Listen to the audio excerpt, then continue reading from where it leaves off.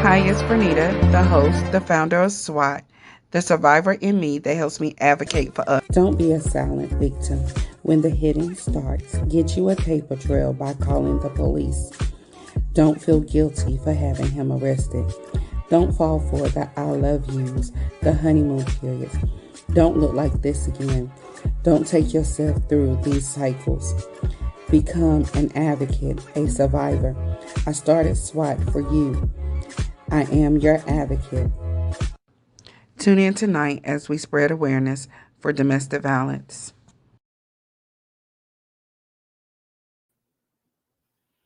Hi, everyone. So I am Vernita Howard, the host, the founder of SWAT. I have with me tonight Miss Benjanita Fisher, Lady B. She's going to come through and tell her story, tell how she overcame. And guys, we are running a little bit behind on time, but nevertheless, we are here. So, just a little bit about who I am if you never viewed before. First of all, I want to say thank you for taking your time out. As you know, we like to bring you real stories with real people who have been through, who can tell you what it is to go through and to come out. You know my slang, my life is my story. So that's important. So on tonight, just a little bit about who I am. I am a mother, I'm a wife, but most of all, I am an advocate. I advocate for domestic violence because I survived what could have killed me, what could have destroyed me. But through it all, I'm here. And so this is a passion of mine. This month is October. It is Domestic Violence Awareness Month. So we are bringing you awareness on what domestic violence is. And you guys know it's always something when we always have technical difficulties whenever we're trying to spread awareness. But this is a passion of mine. And so right now, I'm going to ask Miss Benjanita. I'm going to call her Lady B. Okay, guys. I'm going to ask Lady B to come out and introduce herself to you all. Hi everybody. I'm Benjanita Lady B. Fisher, and I am a domestic violence and sexual assault overcomer. Wow. So just to so you guys know I always go into definitions what this is and why we do what we do. Again, this month is October. It's the Violence Awareness Month. And so domestic violence is um intimate partner abuse. And when we talk about intimate partner violence, IPV, that is someone you have been in a relationship with, someone who causes you harm. Um, and a lot of people like to just talk about the physical, but it's so much more to abuse. It's financial, it's emotional, it's psychological, it's spiritual, it's physical, it's sexual. So we bring real life stories that covers it all. Um, so with that being said, we're gonna ask Lady B just to give us like a synopsis of her story. And if you guys have any questions, you can post them. We're gonna answer them. If it's something we cannot answer, you know me, we will get back to you with that information. So, Lady B, can you give us just a little bit of your story? Um, yeah. We're talking about just the domestic violence part of it, right? Yes, we're gonna start with that Okay. first. Whew. I have been through domestic violence relationships multiple times. That's why I call myself an overcomer, because what I've learned is if you don't heal from it, you'll repeat that cycle. Because to me, surviving is escaping or coming out of something. Overcoming it is dealing with the aftermath of it. And I went through my first domestic violence relationship at 17, and I didn't even realize that it was, because it was more on the verbal, and it was more on the control. And I I went through that, and when I survived that, I just feel like, okay, I got away from him or whatever the case was, not understanding there was still mental work that needed to be done. And Mhm. I actually, it's crazy because that's a generational curse that's been over my family for a long time. That's why I advocate, because I refuse to let another person go through this.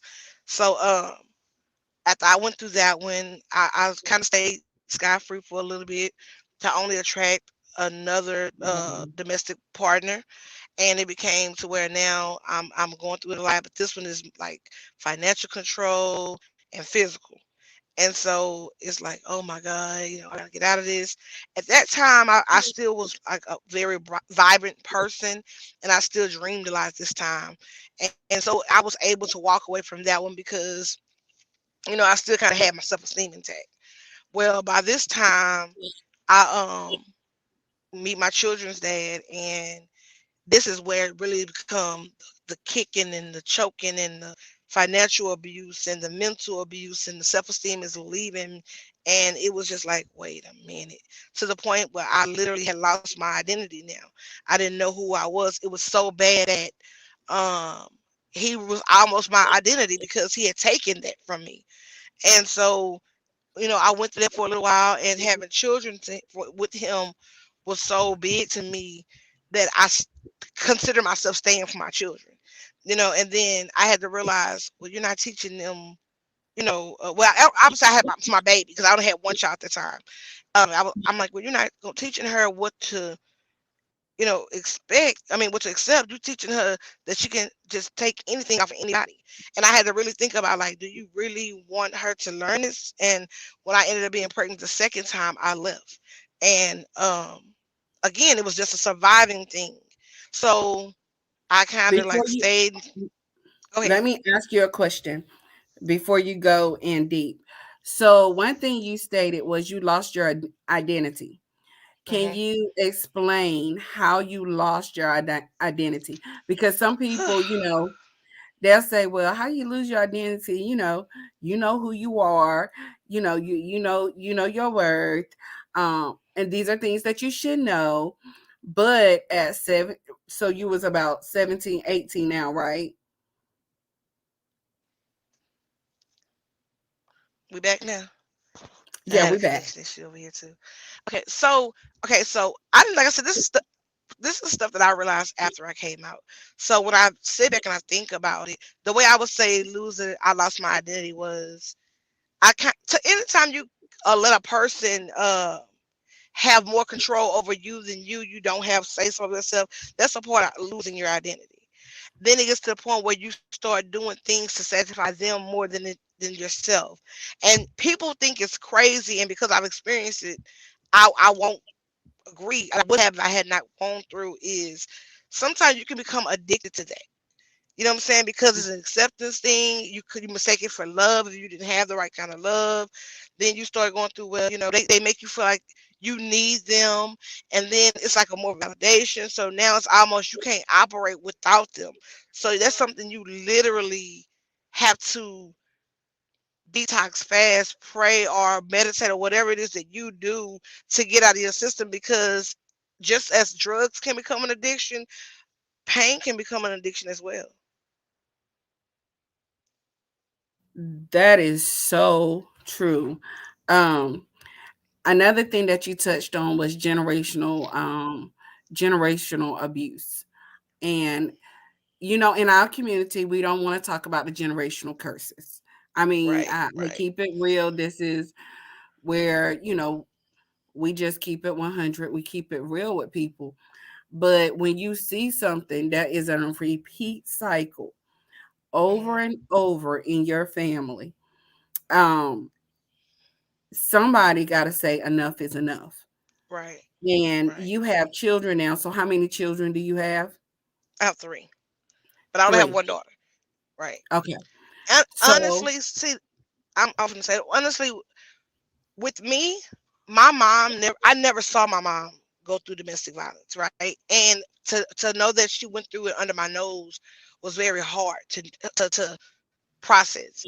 And that was, I always asked her, why didn't you tell me? I think in the black community we have this bad neck of secrets, and secrets can hurt you. You know, because had my mom told me that she went through it and what to identify with, I could have avoided it. You know, so I'm very transparent with my children, especially my daughter, because my thing Mhm. is, if this happens, like, you know, like light things that we consider to be very lightweight that are very big. For instance, I remember being with a guy. He always wanted me to stay on the phone. It's cute to us.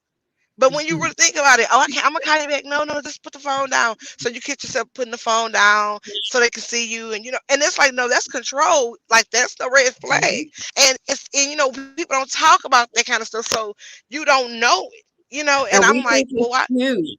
We think, yeah, oh, yeah, he is so into me, girl. He don't want yes, ma'am, to get off the yes, ma'am. phone.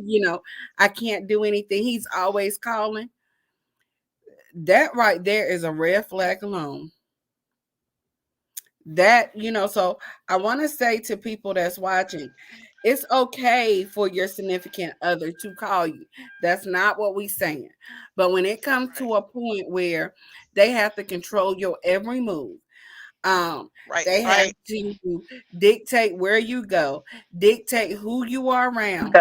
There's a red flag issue.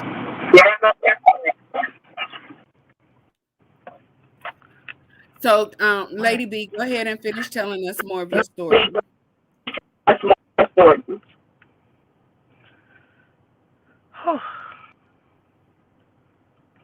My, you can hear me, right? We can.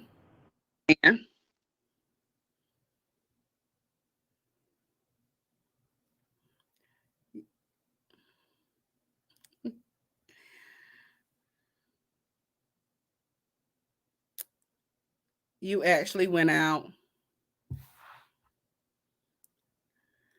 Okay, guys, we're gonna try this.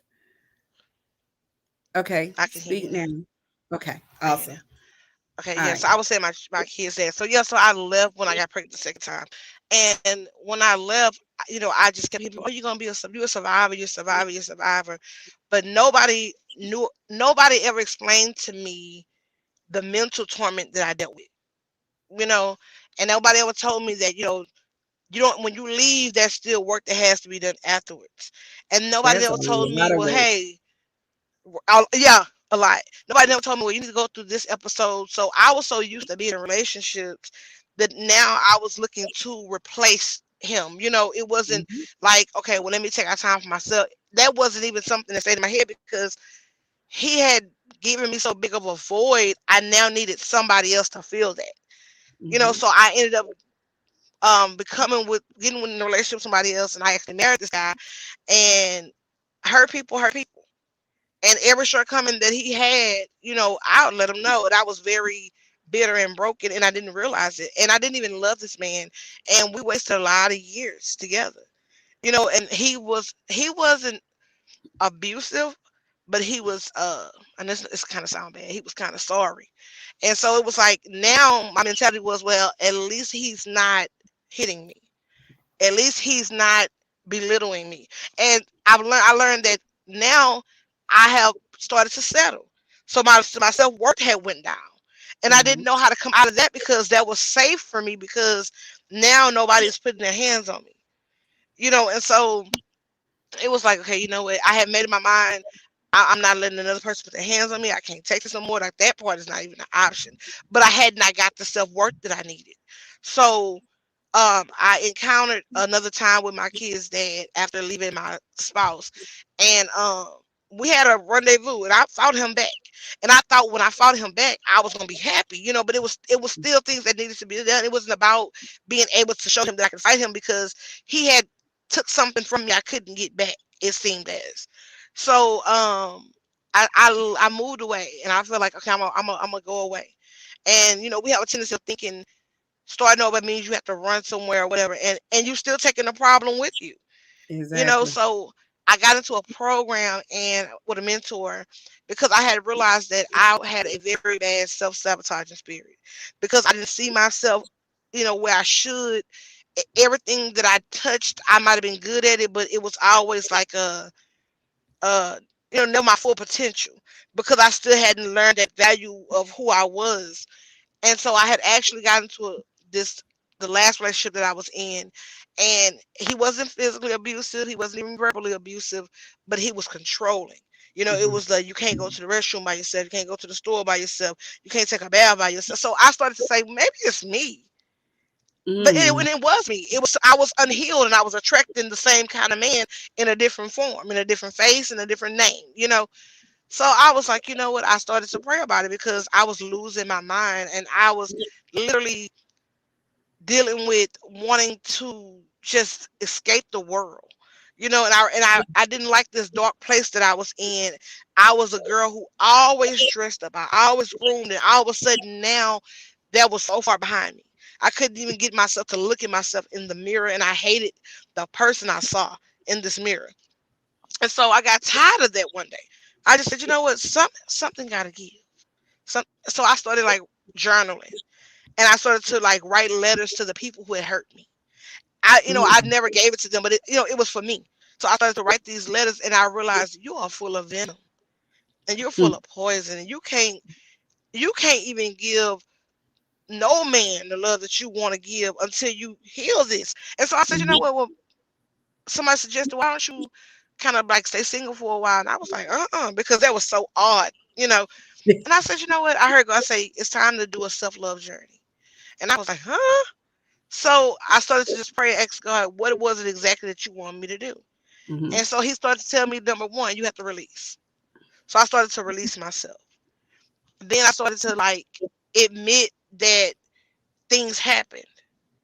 Then I had to forgive myself. And that was hard, you know, That's the because you're like, hardest. well, man, yeah, because you're like, what was I thinking? Like, and like I said, I had to forgive myself. Then I started to go on self dates, which I still do. Then I started to buy myself flowers. And then I started to allow myself to feel, because that's nothing. Suppressing is not make you strong. Nope. Eventually you're going to burst. So I've learned this. I was always used to suppressing my pain. And that was like no longer an option. I'm going to tell you what I feel. I'm going to express myself. I'm not holding this in. I'm not okay today. I kind of like started going through that, and it took a lot. Some days I didn't think I was going to make it. Some days, I had it. And so as I kept going through this, I started to see my value. So when I would be approached, it would be like, okay, I knew how to have a conversation. I knew how to pick up red flags. I could tell when a person was toxic. We could have a Mhm. conversation and I could pick up your toxic traits. And I say, hey, you know what? I don't think I'm what you're looking for. We're going to kind of end on this note. No problem. Because now I know who I am. I know what I'm worth, and I know, what I'm saying, what I bring. So it was like I Right. refuse to let any person, relationship, friendship, family, devalue me ever again. And it took a Mm. long process to get to that point. But I, Right. I tell people all the time, I never saw myself free because I lived in darkness so long. And now I literally have a joy that nobody gave to me but God. I literally, I maneuver without the bondage on my shoulder, and I used to feel it all in my body. Mm. And the people don't understand, surviving, like I said, is one thing, but when you overcome it mentally, emotionally, and physically. And until you get to the point where you have totally released it, it's not gonna be enough. Mm. So I know it's like one thing I always say when I tell when I tell my story, and like yourself, if you're not completely healed, you'll find yourself being a magnet almost to Uh-huh. the same type of people. And that was one of the hardest things for me. One thing is they will start out being everything that I wanted them to be, Right, of but then course. by the end it's like, where did this monster come from? um Right, and right. so um I don't know about you, so I'm asking you this question. It was easy for people to say, well, I would have never went through that. Did you get that? Of course. But man, yeah. I mean, it used to be very embarrassing to even admit that I went through it multiple times. But I realized some people have been through it and don't even realize they have, you Exactly. know? And then what people also have to understand is it's not always a partner. You know what I'm saying? Yeah, it's not always an intimate partner. Some people have been through domestic violence in verbal, like one of those forms, verbally, physically, emotionally, mentally, financially, with their With parents. family, Right. And they don't realize it because they just say, oh, I won't let them in. But I'm like, but your mother has made you feel this big. your You know, mom like, is verbal. right. Your So dad is I'm verbal. telling you, when I started recognizing it, it wasn't just for men that I did it. It became family. It became circles because you're talking about just as much as you can attract a man to you in that state, you can attract people that's in that same circle, and they'll keep you there because flock. What they say? Birds of a feather flock Let's together. walk together. And Hmm. sometimes you can't even get to where you need to get because your past is still riding your coattail, and you're calling them friend, and don't realize you're not a bad person, but you're not good for me. Right. Right. And I'm glad you brought that out. Um, and especially, I tell people all the time, um, even with family, if you're no good at, I can love you from a distance. Um, but you're not gonna devalue who I am. You're not Right. gonna make me feel less than what I am. You're not gonna destroy who I am with your words, with your actions, none of that. And so it's important. And that's why I do what I do, like as far as the broadcast, because a lot of times people be like, oh, it's just a man. But what happens when, Oh no. Sure. what happens when it's family? What Right. happened when it's that best friend that you're always there for, and as soon as you don't do what they want you to do, they belittle you. They call you out of your name. They make you feel like the lowest of the low. What Hmm. happens then? And one Yeah. thing about it, when you know a lot of times we don't realize that we have been into abusive relationships, but when you learn to do better, you Right. know um it was, it, like I said in the beginning, it was like a magnet to me. I was introduced to it. I didn't see it in my home, so I didn't know what it was. My dad loved my mom into the day that she died. you know he treated her like a queen. He treated his children like queens. um he stressed with my brothers how men supposed to carry themselves. Now, um for me, I had the support system, but I chose not to use it. You know, it was like, let me just get through this. And like you stated, a lot of times we are ashamed. We feel guilty for what has happened to us. And I Right. know that was Oh my yeah. big issue. That was one of my biggest issues. Like, how am I go to them and tell? Or I don't want to see my family get in trouble because of something that happened to me. Yep. Yep. So my question to you is, did you have family that you was really close to that you chose not to tell? Um, and if so, You why didn't you say know what? anything? I'm glad, and I have to be very. I'm glad. I'm really glad you asked it, and I have to be very transparent. Okay. Uh, I want to say I wish that I did. Um, honestly, let me say this. You were saying how like you were introduced to it or whatever. Mhm. I'm not going to what's the word I want to say, get deep into detail, but I'm gonna say that my mom was not a very affectionate woman, and she was like, I think my mom was hurting as well. And so she provided. We never seen a hungry day. We never went Okay. Hold on, guys. She went. affectionate person. When I was 14 years old, I lost my dad, and Mm. uh, can you hear me? I can now. Hello. We can hear you. I hate when this I'm sorry.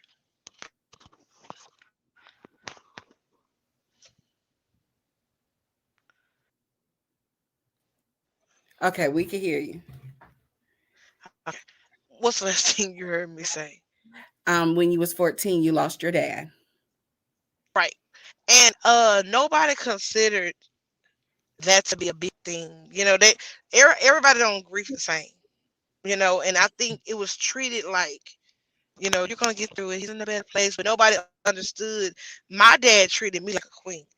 I woke up to breakfast in bed, and my dad would play music while he made my dinner for me, and he would take me on dates on Friday night, buy me flowers, and he tried to set the foundation of what to expect from a male.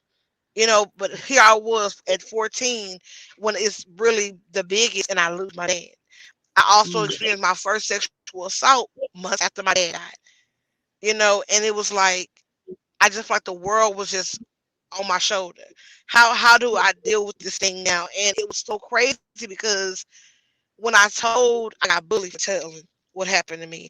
I decided at that point that I wasn't going to say anything else when that kind of stuff happened to me because I didn't want to experience being bullied for trying to protect myself. So I feel like that was the foundation that made me kind of accept the domestic abuse. And then like I said, I had a step. And let me just say disclaimers.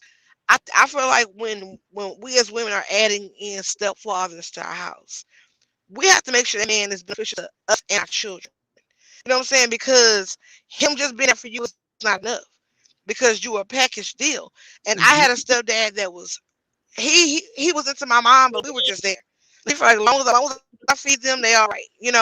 As long as I'm keep over their head, they all right. And he never gave us a father figure. So that void was so big. So I had confusion when it came to what love was. So I accepted it because at least they loved me even though they were doing this, and it became a nobody said, well, you gotta love yourself, and nobody said it was so much added to that. So when I started going through it, as long as it was better than the last time, it became an ongoing situation. So I didn't have anybody. I didn't tell anybody because number one, I was ashamed. Number two, it was like, were they gonna take their love from me? And it was just so many factors in it. It sounds crazy unless you've been there or unless you're going through it, but it's real life. There's a lot of people who've been here and they literally, haven't told nobody because of the shame or because it's like people are gonna judge them. And people don't understand, even a person's going through it, they have to get tired within themselves because they can Mhm. be physically tired of the abuse, but until they have mentally seen themselves out of it, then you judging it makes them cling more to the abuser, because they feel like, well, that's my support system. So, when Exactly. people used to be like, oh, he gonna kill you, or I just be like, y'all don't make me feel good about coming out of it. They used to talk about me, but nobody ever gave me, you know, the encouragement that I could walk out, or that I would even be okay to walk out. And an abuser knows exactly what to do. They know how to manipulate you and make you feel like Oh they're the yeah, only oh ones that yes, care. And yeah, truth be told, when you're coming out and the ones that's supposed to love you is talking about you, it make it seem like what they're saying is absolutely true. right, Nobody truly cares. right, Nobody truly understands. But that's really not the situation. A lot of times people try to offer advice they never been through it. So I often tell people when we, do the broadcast is if you can't be if you can't give valuable information, just be a listening ear so you'll know what's going on so you can help that person. If you don't have anything right, good to say, when I was growing up, they said don't say anything at all. And sometimes if a right, person has already been through a lot and you come with your negative antics, you just destroy them more. right, right, right, right. Because I mean, even walking out of it, like I said, that people don't even understand. Walking out starts with mental before it starts with physical. Because, like I said, you have to sit back and really think about what you're doing. Okay, guys. Her phone has went out. But as she was stating, going through abuse and coming out is not as easy as people think. People just think, hey, you can walk out, but you know me, I have to be real with you. Walking out sometimes costs people their lives. So as she was stating, you got to be mentally prepared. You have to be financially prepared. You have to make up in your mind that this is what you want to do. I can guide you all day. I can give you tips on leaving. But that until you make up your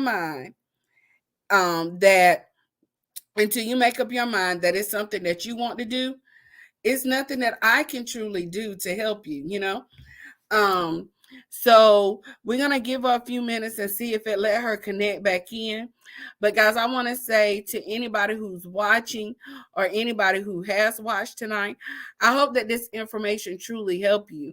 I love this young lady's motto. She said, "I'm not just a survivor, but I'm an overcomer." I had to deal with what I dealt with mentally, psychologically. She had to get the help that she need. So she don't just survive it, but she overcame it. So that makes a difference. And she has even given me a different outlook on how to handle what I've been through. So, and I don't take it lightly at all.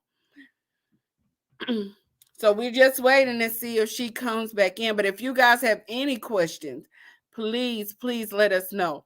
Share this video, with on your pages, with your friends, with your family, because you never know who's going through.